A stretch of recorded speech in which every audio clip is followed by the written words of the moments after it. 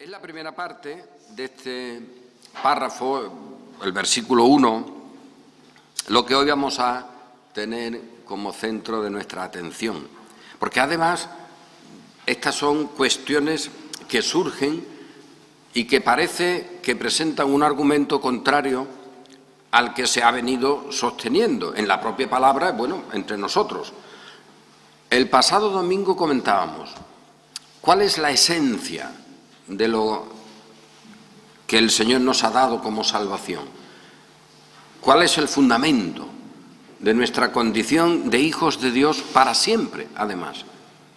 Esa condición que nadie puede quitar, que nadie puede alterar.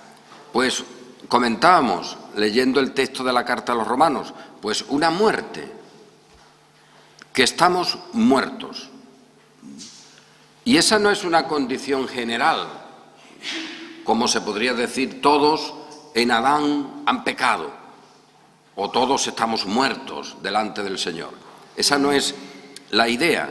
Aquí hay una muerte específica, aquí hay una definición de muerte que no es la que tiene cualquier ser humano, sino unos que han sido colocados en Cristo y que han muerto en Cristo. Los que hemos muerto en Cristo tenemos esa condición inicial fundamental, que hemos muerto.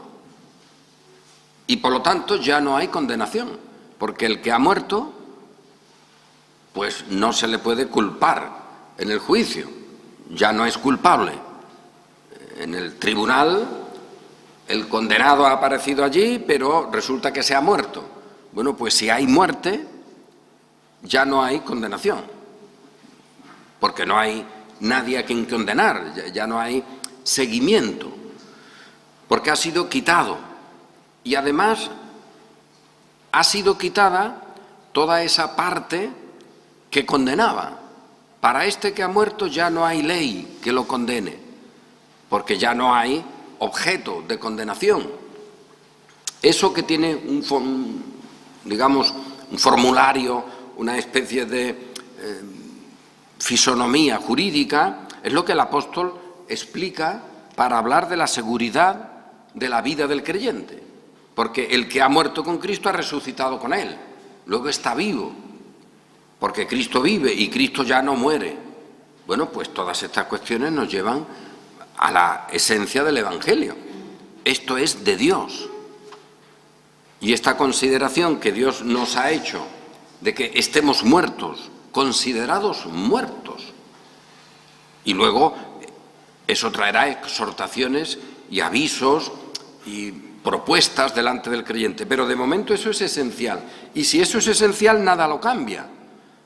O sea que nuestra salvación depende de que Dios nos haya, empleemos la palabra que queramos, matado, que nos haya puesto en la muerte, que nos haya puesto lo que es la condenación en nosotros, y que eso ya no sigue porque ya ha sido puesta, y esa puesta significa que hemos muerto, esa condición de muerte, una muerte siempre en Cristo, evidentemente. En Él se ha producido nuestra condenación, nuestra muerte, y ahora en Él tenemos la vida, y una vida que permanece para siempre, y eso no se puede quitar.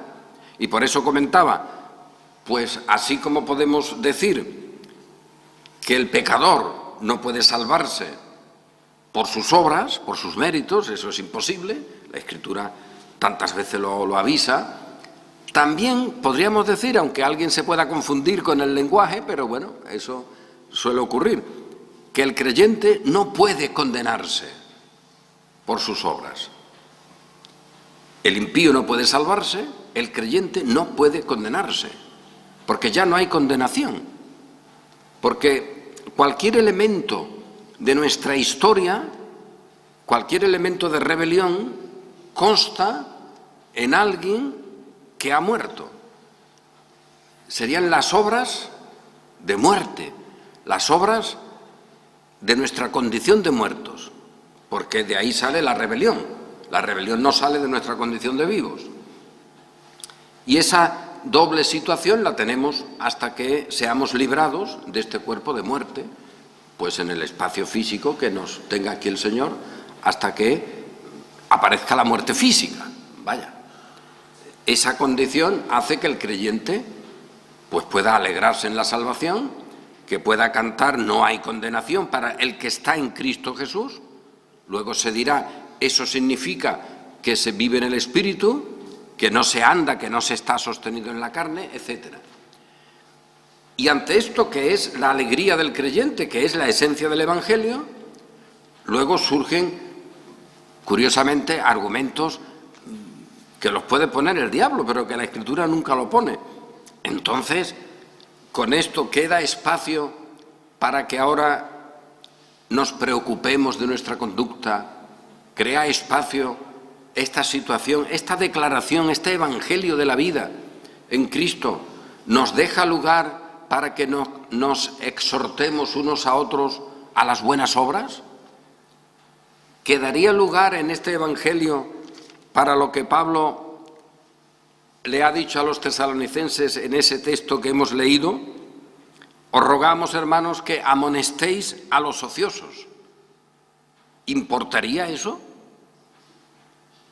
Que alentéis a los de poco ánimo, que sostengáis a los débiles, que seáis pacientes para con todos. Pues mucha gente diría, no, esto ya no tiene sentido. La pregunta correspondiente es clara. Entonces, ¿el apóstol por qué lo hace? Porque donde mismo se ha dicho que hemos sido elegidos en Cristo, ahora se dice que nos animemos, que nos consolemos, que tengamos en cuenta a los débiles, es decir, una situación que parece que no puede darse si ya se ha creído la otra.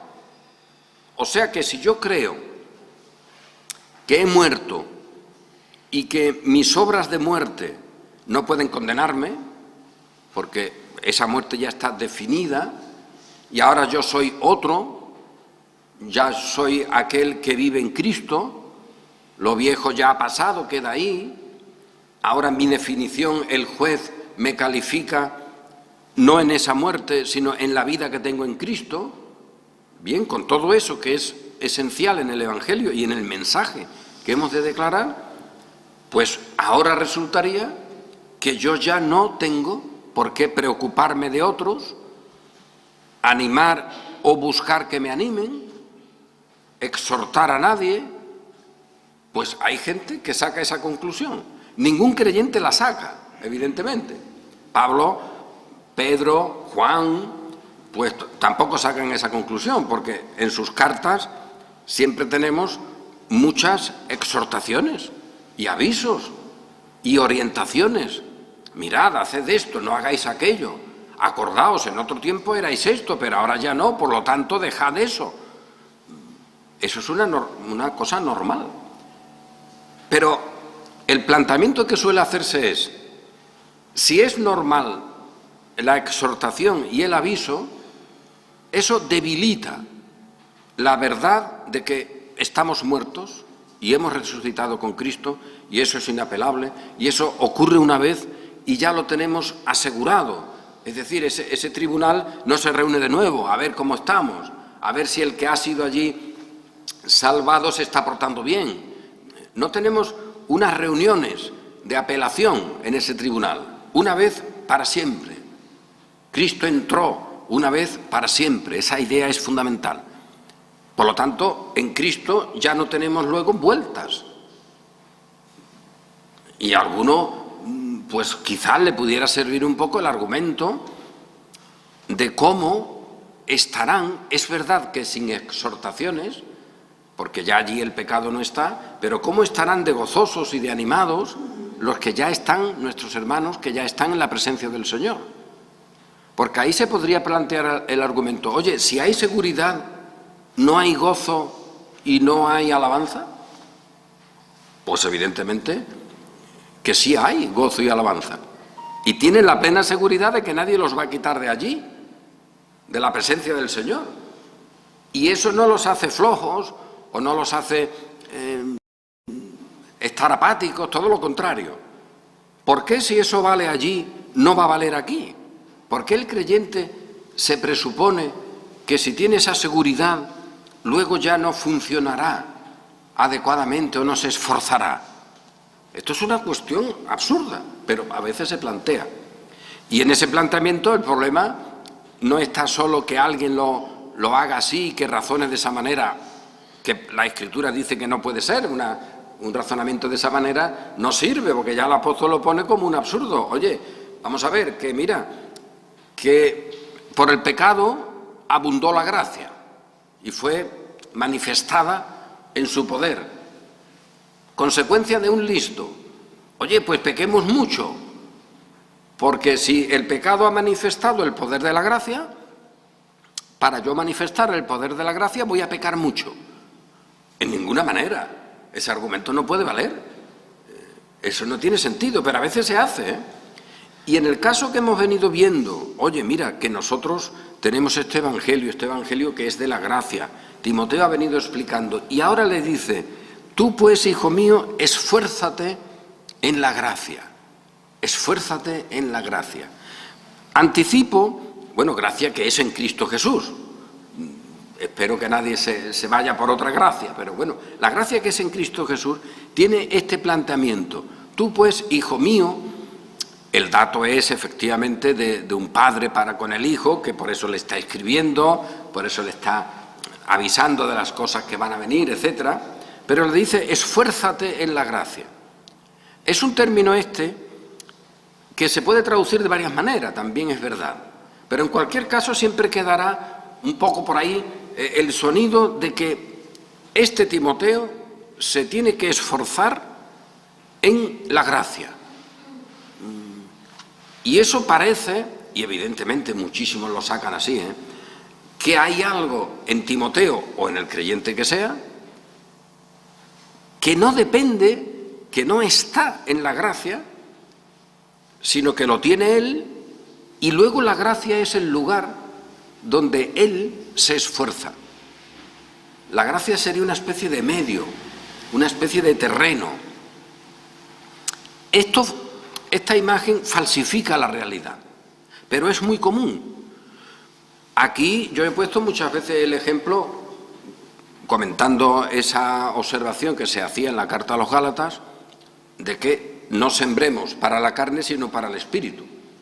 Y acordaos, porque creo que conviene hacerlo, ¿no?, que si eso se plantea como si uno está en un lugar, en un sitio que no es la carne ni el espíritu, y desde ahí siembra, pues eso no es la verdad. Así no se dice nunca en la Escritura que esté un ser humano, que no esté ni muerto ni vivo, que no sea justo ni injusto. Esa situación de teórica tercera parte, donde la carne está allí, el espíritu está allí y el creyente, la persona, está en algún otro sitio, desde el cual siembra, eso es falso. Nosotros tenemos la exhortación, pero estamos en un sitio. Nosotros no podemos salirnos. Estáis vivos, funcionad como vivos. Pero no se trata de que uno esté en un tercer sitio, que no aparece en la Escritura, en una X hipotética, y que luego tenga delante la justicia o el pecado, y que uno se ponga en la justicia o se ponga en el pecado. No, ya estamos en un lugar. Ya estamos en un lugar. Por lo tanto, cuando se habla de la gracia, y es curioso que a veces, yo he escuchado más de una vez, todo lleno de fervor de la gracia de Dios, que la gracia de Dios se presenta, está ahí, como si fuera una especie de alfombra, está ahí, y ahora el pecador tiene que responder a la gracia. Y eso se dice de muchas maneras, incluso para quedar bien la gracia, para que Dios quede como Dios de la gracia. Pero se dice de un modo chocante, porque además es un modo contrario a la verdad, porque se asume que alguien fuera de la gracia de Dios, fuera de la acción de Dios, puede responder, como si hubiera esa posibilidad sin la gracia. Porque claro, si tú respondes a la gracia, hombre, la gracia está aquí, es como si te metes en la alfombra para que luego te lleve, como si te envuelves en una especie de capote para que no te mojes. Estás sin él y luego te metes. Con lo cual el capote podrá ser muy bueno, la gracia podrá ser muy buena, pero lo que queda es que hay una situación en que sin eso tú puedes meterte en ella. Y luego puedes hacer lo que quieras y pensar lo que quieras, pero de momento se asume que uno está sin la gracia y puede responder. Pues no, las respuestas a la gracia de Dios, a la salvación, siempre se dan en la gracia o en la salvación. Nosotros no tenemos una especie de sitio aparte desde el cual nos metemos. No, no, cuando ya nos metemos es que el Señor nos ha metido. Nunca hay una respuesta, nunca hay una obediencia, nunca hay un gozo en el Señor que no provenga de la propia obra del Señor. Por lo tanto, cuando se dice, tú pues, hijo mío, esfuérzate en la gracia, ¿qué se está diciendo? Que uno tiene el instrumento de la gracia en el cual hacerse fuerte, como si fuera una especie de gimnasio. Tú, hijo mío, coge ahora y haz ejercicios en ese lugar que es la gracia para ponerte fuerte. No quiero yo ni pensar la cantidad de sermones que podrían salir con esa idea, luego con la comida, luego con no sé qué, luego con las horas de ejercicio. Cualquiera sabe la cantidad de modos de ser santos y de progresar en la santidad que se pueden tomar de este ejemplo. Pero es falso. Es falso. No se trata de que Timoteo, fuera de la gracia, él pueda luego usarla para esforzarse. La idea es que esa gracia es donde él encuentra y donde él tiene la fuerza. Esa es la idea. Y aún así se podría traducir perfectamente. Pero incluso, para no salir de la teórica, situación de choque de la lógica humana, en la cual, como he dicho al principio, oye, que si ya estamos en la plena salvación, ¿para qué queremos la exhortación? ¿O para qué queremos el aviso de que nos ayudemos, como hemos leído en esa carta a los tesalonicenses? Que tengamos en cuenta al que no está trabajando, a los ociosos, que lo reprendamos, que nos pongamos en esta vía, en aquella otra. Es decir, aquellas cosas que el apóstol tiene en cuenta para la Iglesia. ¿Para qué se puede hacer esa exhortación si antes se ha dicho que el Señor nos ha redimido? Es más, el apóstol ha explicado cosas tremendas de los creyentes y de los no creyentes. A los no creyentes les ha dicho que el Señor les envía espíritu de mentira para que no crean. En fin, hay una declaración absoluta del poder de Dios con su pueblo y ahora hay exhortaciones. Pues sí, esa es la cuestión. ¿Nosotros cómo vamos a pensar que eso es una contradicción o que eso no puede darse? Ya Calvino, concretamente, que si uno quiere encontrar explicaciones, evidentemente en este texto se tendrían que ir a por ellas, donde saca esta sencilla explicación. Mirad, a ningún creyente la exhortación que reciba de la palabra le supone asumir en él algo que no tiene. Eso es lo más certero que se puede recordar. A ningún creyente la exhortación que le venga de la Escritura le hace pensar que tiene algo que no tiene. No tiene poder, no tiene nada, y por lo tanto la exhortación de que obedezca, de que sirva, de que se esfuerce, etcétera, no le puede hacer pensar que sí, que tiene algo. Por lo tanto, esta es la experiencia del creyente. Que esa experiencia es una experiencia contra la lógica humana, contra el poderoso influjo de buscar la gloria, ese será otro problema.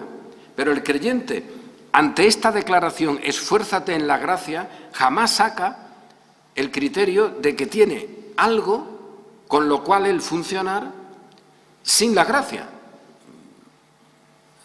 sin que sea de Dios, y que luego lo que Dios le pone es el instrumento para fabricarse él una nueva situación más favorable delante de Dios. Eso no puede ser, y de ahí partimos, de ahí partimos, y fijaos, partimos nosotros, que ya tantas veces comentamos estas cuestiones, con el gozo de la Escritura, y sabiendo que tenemos por delante lo que ya hemos leído, hermanos, amonestad a los ociosos.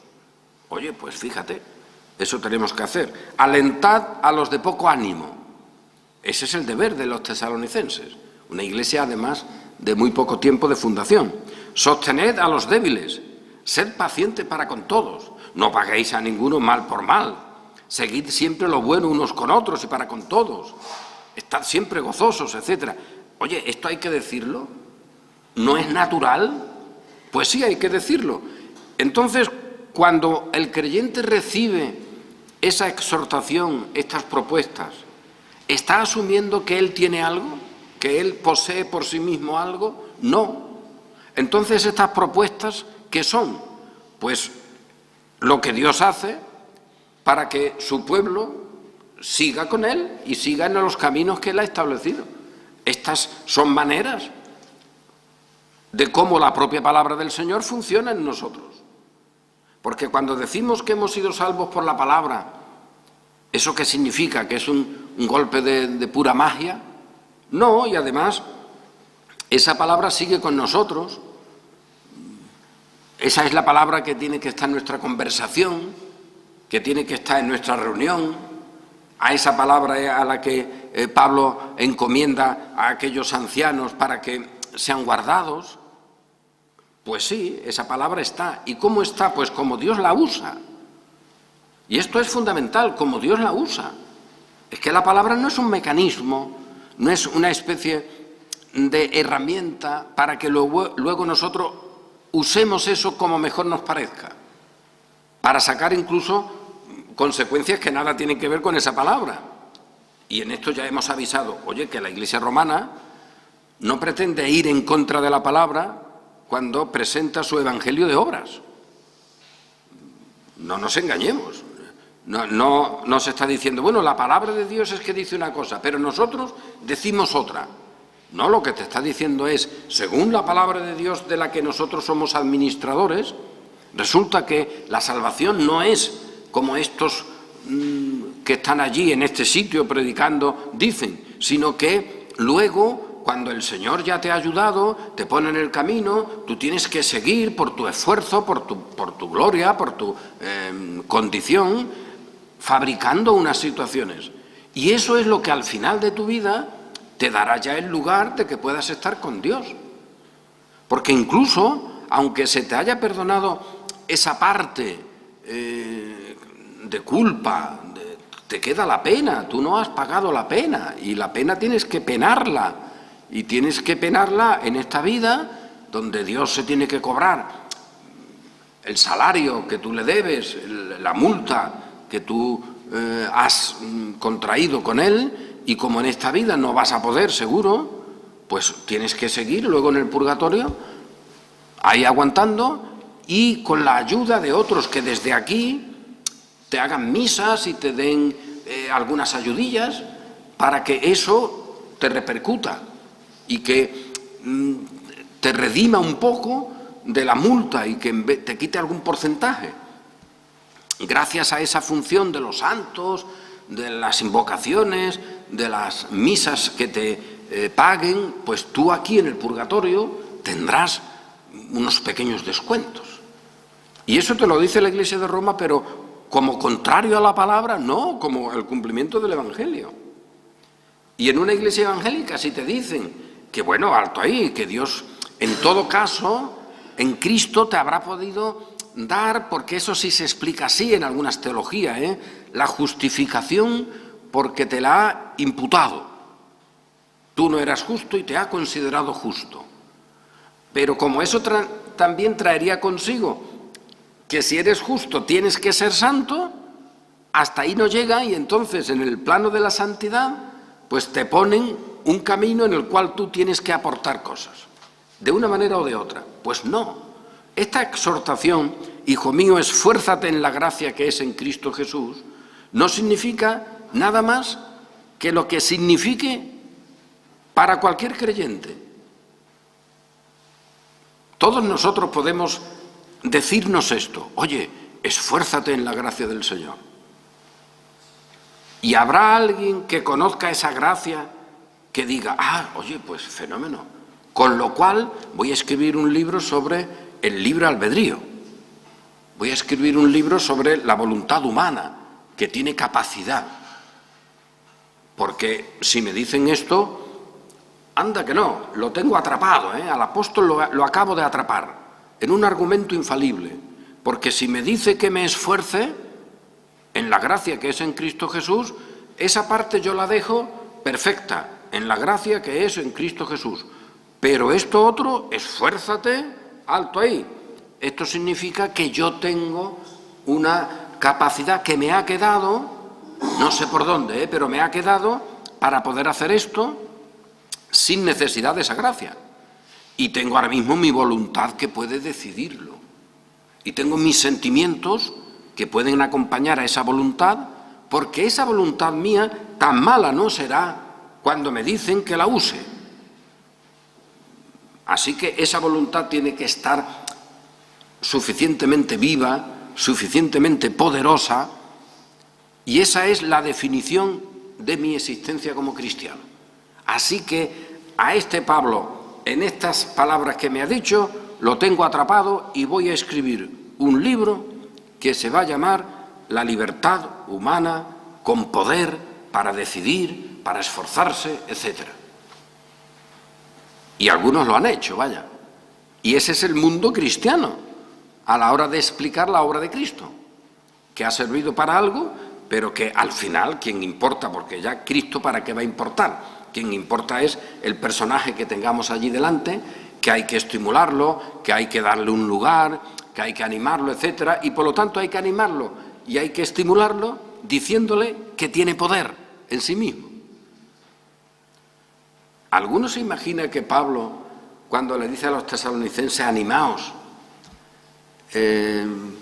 soportar al débil, etcétera, estaba pensando, oye, decirle que tiene fuerzas, decirle que tiene ánimo de sí mismo, decirle que tiene cosas propias? Porque de esa manera es como será una persona responsable. Porque como no asuma que tiene esa condición, no será un creyente responsable. Y como yo quiero que seáis responsables, entonces decidle que asuman todo lo que luego uno escribirá en un libro llamado del libre albedrío, o de la voluntad humana poderosa. Porque si me quitas esa voluntad humana poderosa, no me dejas nada, hombre. Y tampoco está el tiempo para eso, porque lo dejas todo en la mano de Dios. Y entonces ni sé cómo recibir esas exhortaciones de Él. Porque si todo está en sus manos, ¿para qué me dice cree, camina, arrepiéntete, funciona? O lo que este mismo Pablo le ha dicho al bueno de Timoteo hace poco: sufre, estate en el sitio aunque tengas calamidades, no te desanimes. Y ahora le va a decir lo mismo: oye, que como un buen soldado tú sufres penalidades, y como un atleta que siga para adelante, porque ¿cómo me vas a decir que ha ganado el premio si no ha corrido? Por lo tanto, aquí hay una situación extrañísima en la que dice la incredulidad y dice la rebelión contra Dios. No hay manera de que esto sea verdad, estas exhortaciones, si en mí no hay algo bueno, positivo, que me pertenece, que es mío, sin necesidad de que Dios me lo haya dado, de que sea de Cristo, de que eso lo tengo en Cristo. Y este es el argumento que tenemos hasta el día de hoy del falso evangelio, que por estas exhortaciones te quiere quitar la obra de Cristo, porque se asume que es con la obra exacta, hecha una vez para siempre, del Salvador, no se podrían hacer estas exhortaciones. Este ha sido el argumento de toda la vida, ¿eh? Nosotros podemos encontrar este argumento en el siglo I, en el propio Nuevo Testamento, en algunas iglesias, en el siglo II, en el siglo III y así hasta el XXI. Ese es el argumento desde el inicio. Oye, que si Cristo hizo realmente la obra como Él dice, estas exhortaciones no tendrían sentido. Y para nosotros, como bien dice Calvino, sí tienen sentido, porque ningún creyente asume que porque encuentre en la Escritura un mandato que le diga sirva al Señor fielmente, esfuérzate, etcétera, a ningún creyente que conozca su situación se le ocurre decir, uy, pues eso significa que yo tengo algo de mí mismo, que no es de Cristo, que lo tengo de mí mismo, y que con eso yo luego puedo funcionar en mi condición de hijo de Dios. Ese es el cristianismo de un evangelio de obras, en el mundo católico romano, en el mundo evangélico, en el mundo que queramos. Pues frente a eso tenemos esta declaración del apóstol, que, y concluyo, la retomo en la que el apóstol escribe a la iglesia en Tesalónica, una iglesia de pocos años, es decir, una iglesia de creyentes que llevaban poco tiempo. No nos vale esa idea de que al creyente no se le puede decir esto que estamos comentando, porque esto sería muy complicado. Oye, ¿cómo va a ser complicado? Esto es el ABC. Habrá otras cosas, luego que podamos discutir, matices, etcétera, pero esto es el ABC. El apóstol Pablo se lo ha explicado a la iglesia en Tesalónica, que es una iglesia recién nacida, y a los 2 o 3 años le escribe una carta en la que él explica unas cosas extraordinarias de teología. Hoy se llamarían así, pero en aquel momento, y es verdad, es que estas son cosas elementales. Y el apóstol le dice en ese texto que antes leímos, del final del capítulo 5 de la primera carta a los tesalonicenses, dad gracias en todo, porque esta es la voluntad de Dios para con vosotros en Cristo Jesús. Estamos en el mismo planteamiento, ¿eh? Dad gracias en todo, porque esta es la voluntad de Dios. Ah, pero bueno, si es la voluntad de Dios, ¿para qué me dices que dé gracias? Pues sí, es que esto es de esta manera. Es que la vida cristiana es de esta tesitura, no hay otro modo. La obra de Cristo es perfecta y se nos manda que obedezcamos, que sirvamos y que nos esforcemos. Y eso no implica que tengamos el poder. ¿Por qué lo hace Dios así? Porque le ha placido hacerlo, porque es la manera como la propia palabra de Dios funciona en nosotros. El poder de la palabra de Dios en nosotros no es una cosa mágica, sino es una cosa de interrelación, de voluntad. Nos afecta, nos llena de pasión, nos llena de ánimo. Hay una situación de desánimo, pues ahí hay otra en la cual te dice anímate, no apaguéis el espíritu, etcétera. Absteneos de toda especie de mal. Pero esto, ¿por qué? Pues bueno, porque lo tenemos delante. Y a ver, la carta a los o las cartas a los Corintios, allí el apóstol, ¿qué iglesia tiene? ¿Una a la que no le tenga que reñir de nada? Pues sí. ¿Nos tendrá que reñir el Señor muchas veces por cuestiones diversas? Pues sí. ¿Significa eso que estamos en una condición en la que tenemos algo que Él no nos da o que no le pertenece a Él? Pues no, pero es la manera como funciona. Y en el versículo 23 y 24 tenemos el gran terreno para que muchos nos hablen de las obras humanas. Aunque, como hay un comentarista que explica, ya fallecido, no tendría por qué, porque el texto nos dice, y el mismo Dios de paz os santifique por completo. y todo vuestro ser, espíritu, alma y cuerpo, sea guardado irreprensible para la venida de nuestro Señor Jesucristo. Y de inmediato te salen ahí estos con los argumentos del progreso en la santidad, etcétera. Dice, claro, fíjate, santificarse por completo, lo cual quiere decir que la santidad no está en nosotros. Oye, que hay que hacer algo por el camino. La justicia no sé, dirá alguno. Pues habría que saber que cómo ser justo sin ser santo, eso en la Biblia no hay manera de encajarlo. Dios es santo porque es justo y es justo porque es santo. No puede ser una cosa y la otra a ver sí, evidentemente. Pero aquí parece que algunos encuentran un filón diciendo, oye, pues fíjate tú, que esta santidad o que te santifique, esto es un proceso, Esto no es algo que ha ocurrido. La justicia sí, pero la santidad no. Porque aquí parece que es un proceso. Se podrían poner los mismos argumentos para la justicia, pero no vamos a entrar en esa absurda,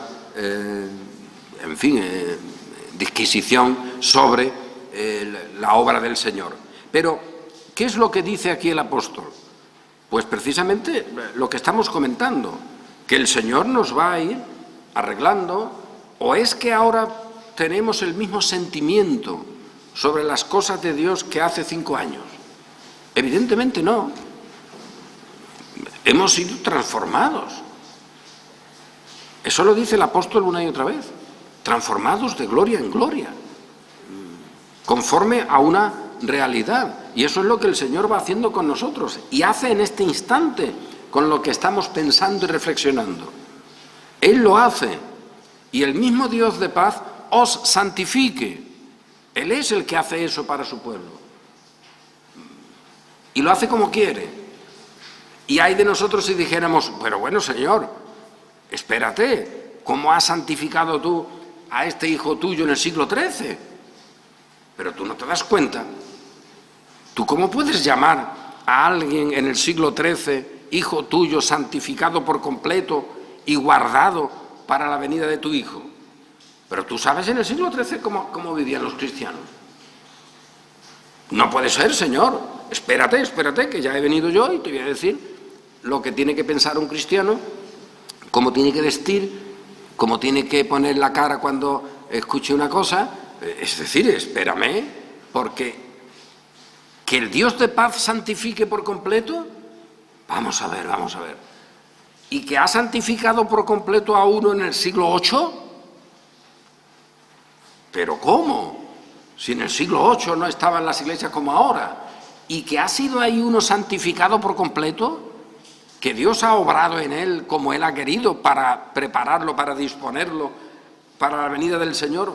Pues sí, hijos, si es que lo que dice el texto es esto. Y el mismo Dios de paz os santifique. Él es el que lo hace.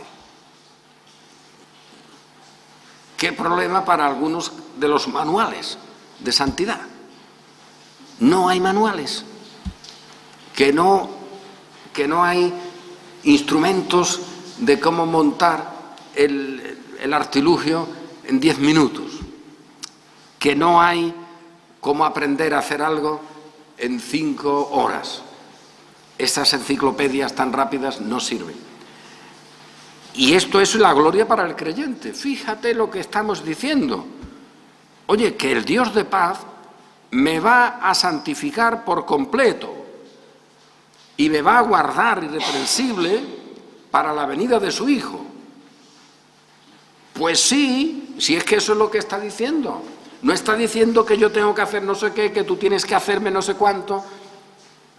En ese contexto donde tenemos que ayudarnos, que animarnos, etcétera, es donde el propio apóstol dice, y el Dios de paz, ese mismo Dios de paz, os santifique por completo. Y a ver, para el creyente esto es algo que no tenga que ver con la Escritura, pues claro que tiene que ver. Os santifique por completo, si es que eso es lo que Él hace. La obra perfecta en Cristo, en su pueblo, Él la va manifestando y la va poniendo y la va arreglando como Él quiere, porque es algo que Dios hace, no nosotros. Él es el que nos santifica. ¿En qué sentido? Pues el que nos está ahora mismo afirmando la verdad de la obra de Cristo, nuestra obligación, nuestro deber, todo lo que tenemos que hacer unos por otros, etc. Y esto lo va haciendo Él. Pero igual que lo hizo en el siglo XII o XIII. El contexto, pues el contexto, hombre, mira qué bonito es el nuestro hoy y qué feo era el suyo en el siglo XIII. Pero no importa, es el mismo Espíritu, de la misma fuente y el mismo poder de Dios quien transforma. ¿Quién es alguien hoy para decirle, Señor, que no puede ser de esa manera? Que aquí para que haya santificación tiene que haber lo que yo diga.